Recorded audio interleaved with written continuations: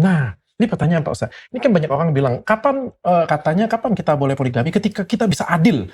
Masalahnya manusia itu bisa adil atau enggak Pak Ustadz? Adil itu dalam Islam di dua hal dok. Bukan segala hal. Dua hal. Yang pertama materi, yang kedua mabit. Mabit itu nginep.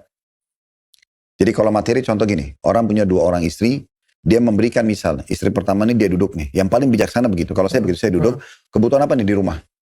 Semua kebutuhan secara ditulis. Contoh misal, keluarlah angka tertentu.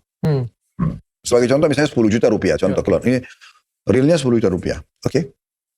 Saya kasih 10 juta rupiah. Kalau saya punya kelebihan uang, saya tambah lagi. Misalnya ini 2 juta lagi ya. Ini bonus khidmah atau pelayanan. Pelayanannya bagus, saya akan kasih nih. Anak-anak ada. Anak-anak misalnya dikasih 5 juta per anak. Contoh. Kalau anaknya jadi 2, jadi 10 juta. 3 anak jadi 15 juta. Begitu seterusnya. Nanti akumulasi bulanan. Ini yang mereka pegang.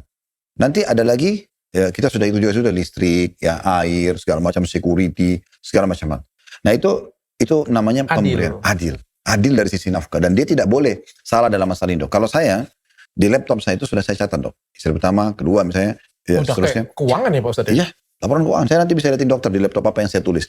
Jadi, bukan maksudnya untuk melihat realitanya. Bagaimana saya sepertinya agak menyeramkan. Bukan, bagaimana saya memanage saya dok. Untuk mempunyai gambaran, oh ternyata seperti ini. Saya, kalau contoh dok gini, salah satu istri saya pergi ke salon. Saya mau minta izin ke salon, baik silakan. Keluarlah misalnya angka 2 juta atau 3 juta rupiah, contoh.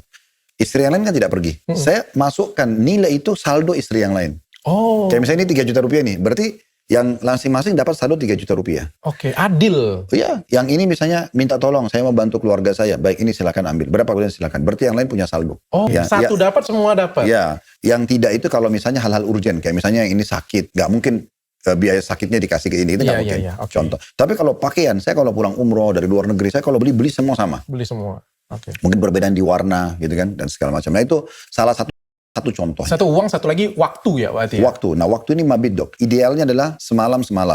Tetapi tergantung kesepakatan.